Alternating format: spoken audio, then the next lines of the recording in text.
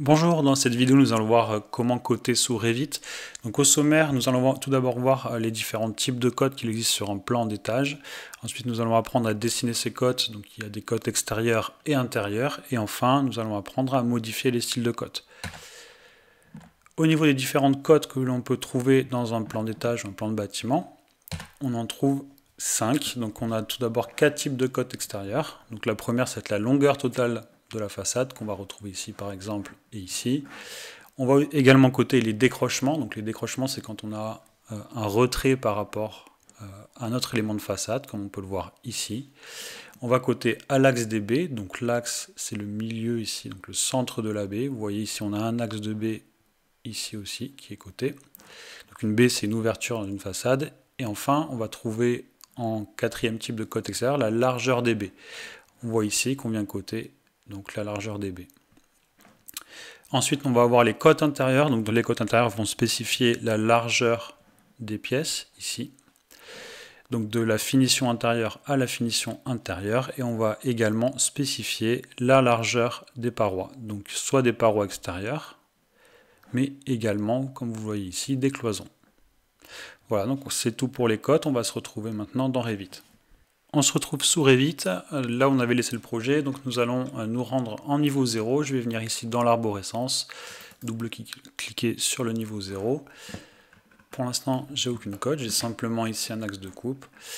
Je vais commencer donc à coter. Pour cela, on va venir dans Annoter, et puis on va choisir les cotes alignées. Voilà. Et avant de cliquer sur le plan, on va regarder les différentes options qu'on a ici. On va pouvoir ici coter par rapport à l'axe du mur, la face du mur, ou la face du porteur. Donc on va choisir la face du mur. Et ensuite, on va pouvoir coter le mur entier. D'accord. Si je fais un premier essai ici, je vais pouvoir sélectionner mon mur entier. Voilà. Et je vais avoir des cotes qui vont être calculées automatiquement. Par contre, nous avons dit que nous avions 4 types de cotes extérieures. Donc on va venir ici dans les options. Et on va vouloir d'abord coter la longueur totale du mur. Donc on va décocher ici intersection des murs. Nous n'allons pas vouloir coter tout de suite les ouvertures, ni par rapport à leur axe, ni par rapport à leur largeur. Donc nous allons tout décocher ici, dans les options. Je vais cliquer sur OK, et maintenant je vais venir coter ce mur-là, et j'ai bien la longueur totale. Je peux faire également la même chose ici. Alors je rappelle qu'il est inutile de coter de faire deux fois la même cote. Ce mur-là n'est pas utile à côté, ni cette façade-là. Ensuite, je vais passer à la cote avec les axes de baie. Alors, j'ai pas de cote ici pour les décrochements, puisqu'on a ici une maison qui est complètement rectangulaire. Je n'ai aucun décrochement, donc je vais maintenant coter les axes de baie. Je vais venir ici dans Options, et je vais cocher Ouverture. Voilà, et je vais laisser sur Centre, qui signifie en fait l'axe des ouvertures. Je vais cliquer sur OK et je vais venir coter ici. Voilà, ici j'ai pas d'ouverture donc c'est pas utile. Et je vais venir coter également ici. Je vais coter ensuite les largeurs. Alors c'est vrai que je pourrais ajouter cette cote là. Je vais venir ensuite coter les largeurs de baie. Donc je vais venir dans Options, cocher largeur cette fois. Et je vais venir rajouter une ligne de cote. Voilà, on voit si je zoome un peu qu'on a bien les cotes des différentes largeurs de baie. Et je vais pouvoir faire la même chose ici. Voilà. Et ici. Nous voyons ici qu'il y a une petite erreur au niveau de la ligne de cote, puisqu'en fait, cette largeur-là, qui est de 10 cm, correspond à la largeur ici du mur porteur au niveau du garage. C'est pas une cote qu'on souhaite pour les cotes extérieures, mais plutôt pour les cotes intérieures. Donc il va falloir retirer cette cote de 10. Donc je vais vous montrer comment faire. Donc déjà on va zoomer. Si ici vous avez des chiffres au niveau des cotes qui sont un peu trop gros, vous pouvez ici modifier l'échelle. Je vais passer au 50e, voilà. Et je vais vouloir supprimer donc cette cote de 10. Je vais d'abord la sélectionner. Je vais venir sur la ligne d'attache. Donc les lignes d'attache, en fait, c'est les traits qu'on voit ici, là, qui pointent vers le plan.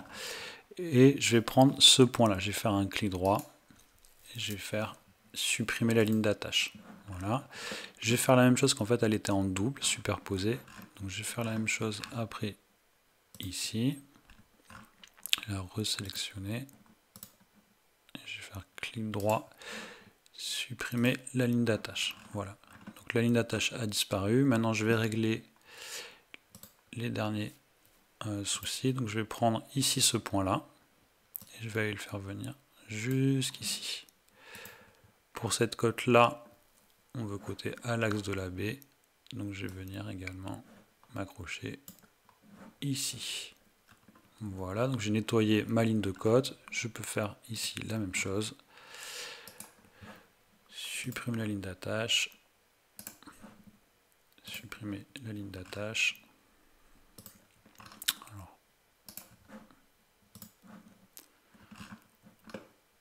Voilà.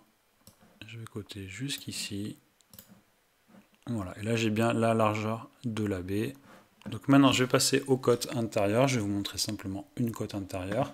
Le principe va rester le même pour le reste du plan. Donc je vais revenir dans Annoter. Cote alignée. Je vais aller dans les options.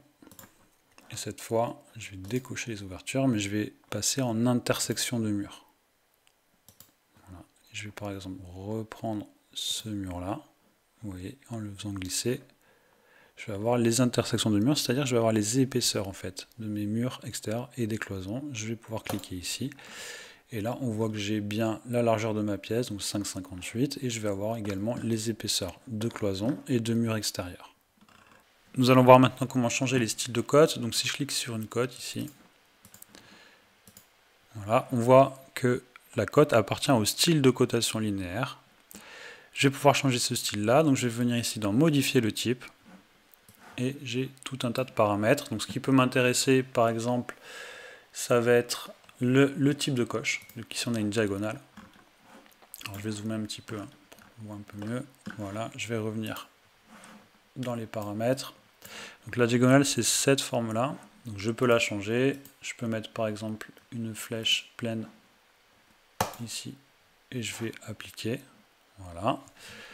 Et ensuite, on va pouvoir changer les longueurs. Donc, par exemple, la longueur de la ligne d'attache, si je la veux voilà, un peu plus grande, 7 mm. OK. Vous voyez. Et après, vous pouvez jouer avec les différents paramètres. Pour moi, la configuration actuelle est plutôt satisfaisante. Donc, je vais laisser comme ça.